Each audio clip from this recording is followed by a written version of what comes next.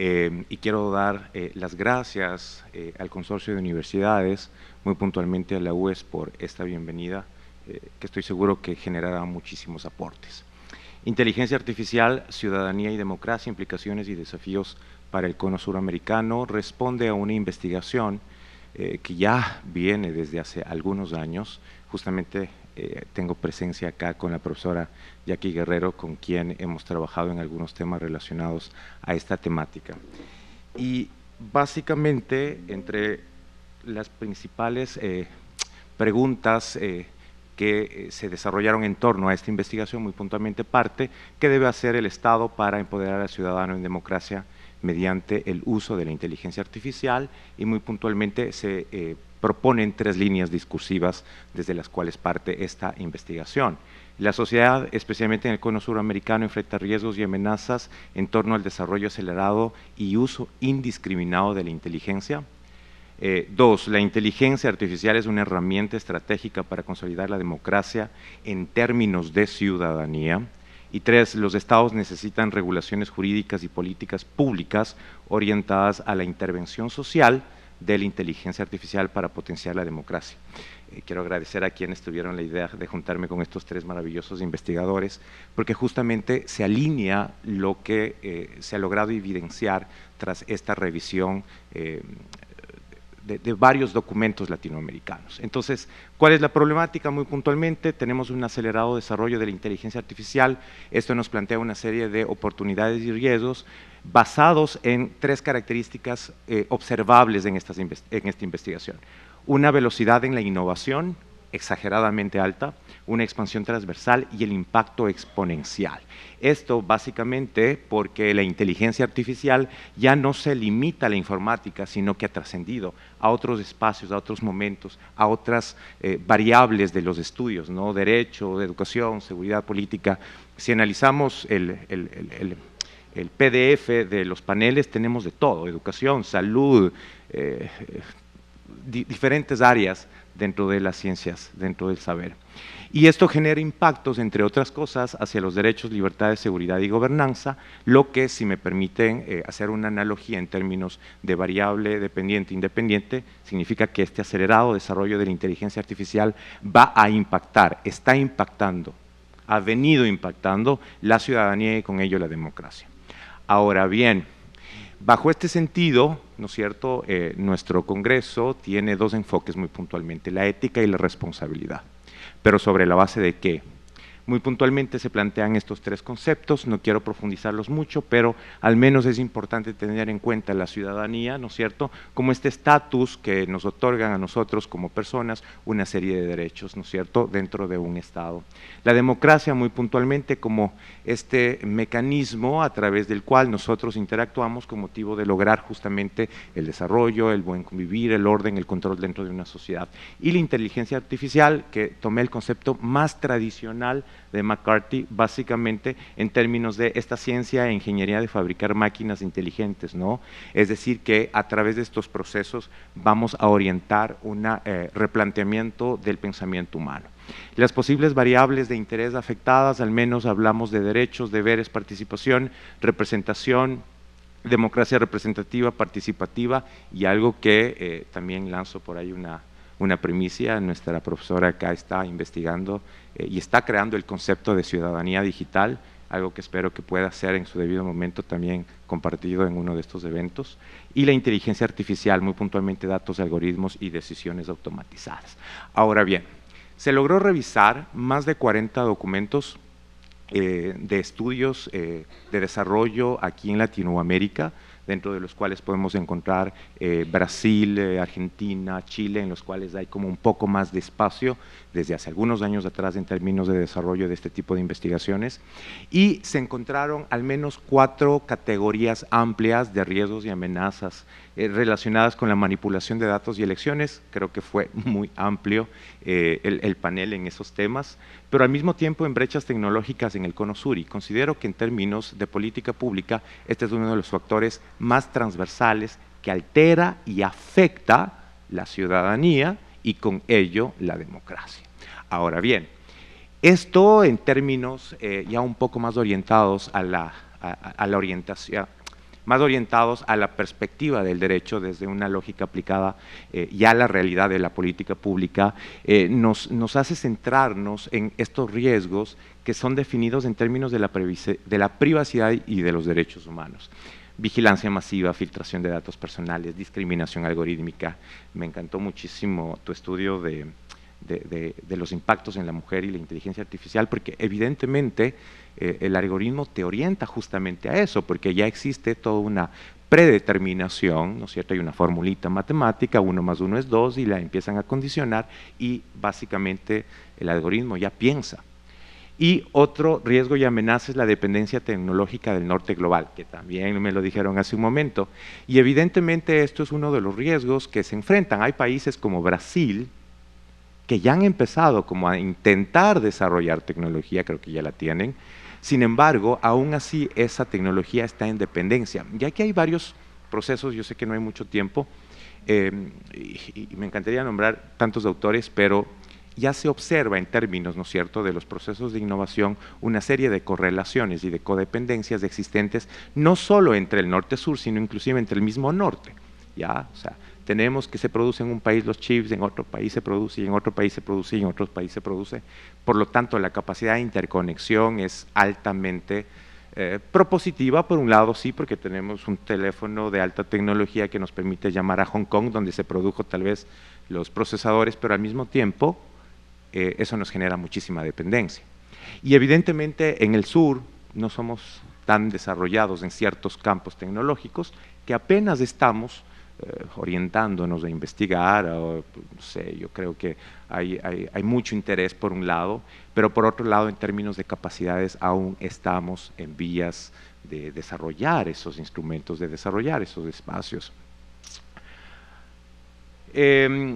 Y pues bueno, tras el análisis justamente de estas categorías, se lograron identificar al menos 5 oportunidades democráticas en las cuales tenemos que pensar.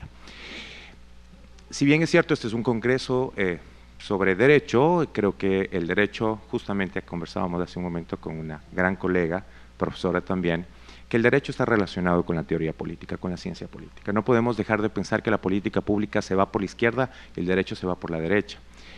Ambos están interrelacionados y por tanto es importante entender el fenómeno.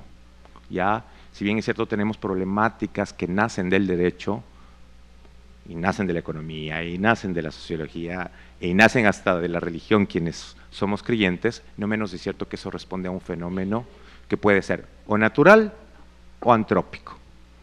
Y creo yo que lo más importante es comprender el fenómeno, por eso estamos en Latinoamérica a veces como tartamudeando en qué hacer, porque nos enfocamos en las problemáticas de los campos, pero no nos enfocamos en las problemáticas de los fenómenos, y ahí es cuando nos damos cuenta que la capacidad interfenomenológica de la posibilidad que tenemos para intervenir es el enfoque desde el cual debemos entender la acción que debemos llegar, ¿no? Y bajo esta lógica, al menos pensar en una participación ciudadana más amplia, bueno, esto ya lo han dicho tantos autores,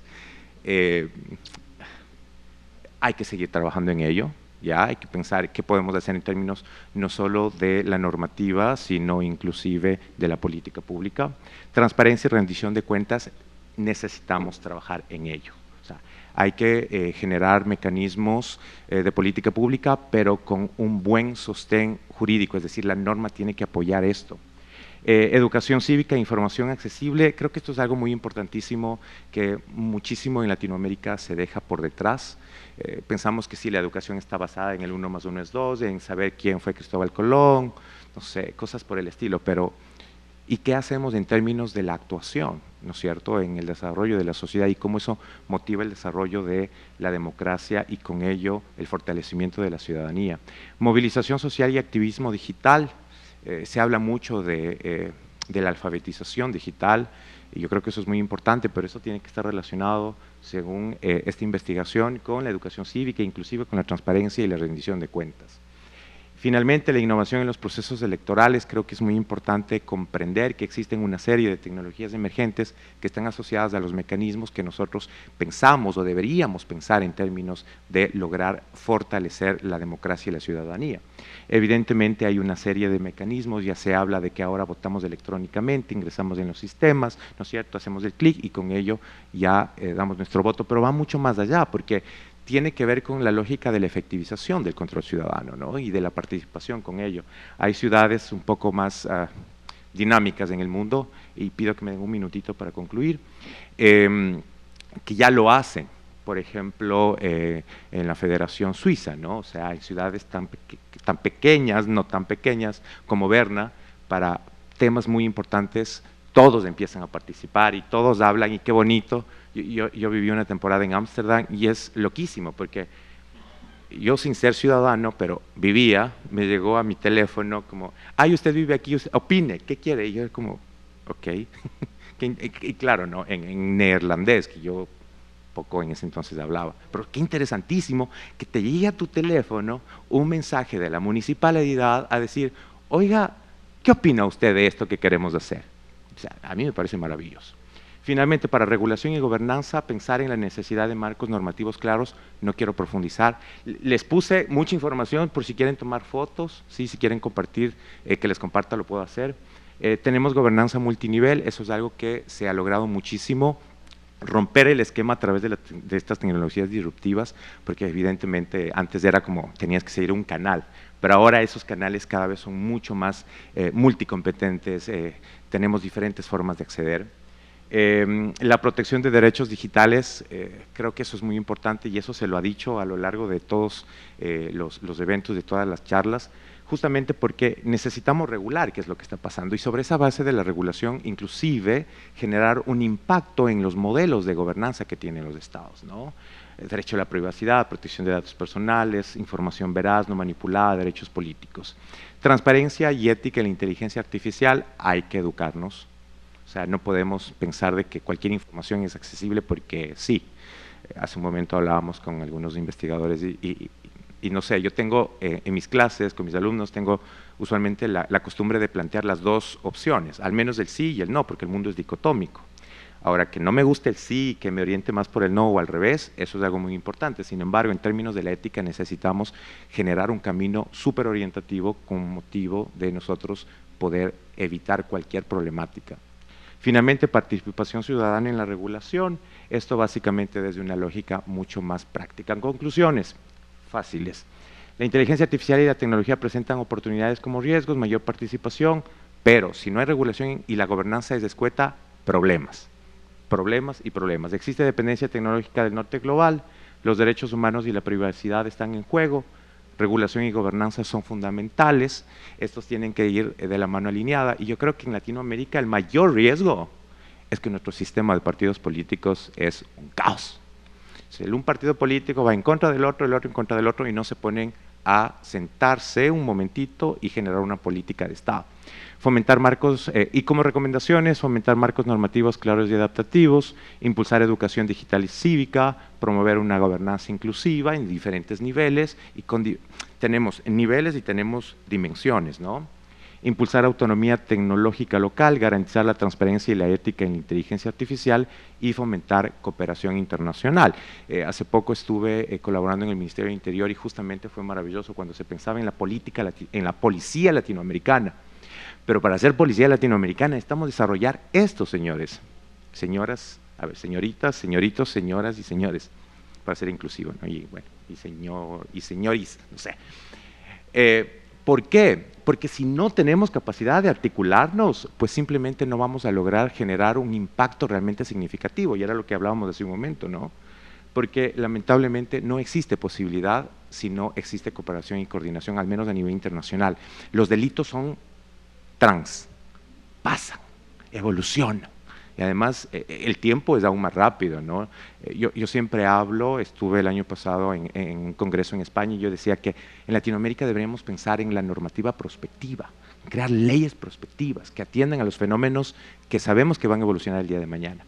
No será entonces la inteligencia artificial la que decida el futuro de la democracia, sino la manera en la cual los estados y nosotros como ciudadanos la gobernemos. Cualquier pregunta, cualquier inquietud, mis correos electrónicos, ha sido un verdadero gusto compartir con ustedes y dispuesto a responder preguntas si las tienen. Gracias.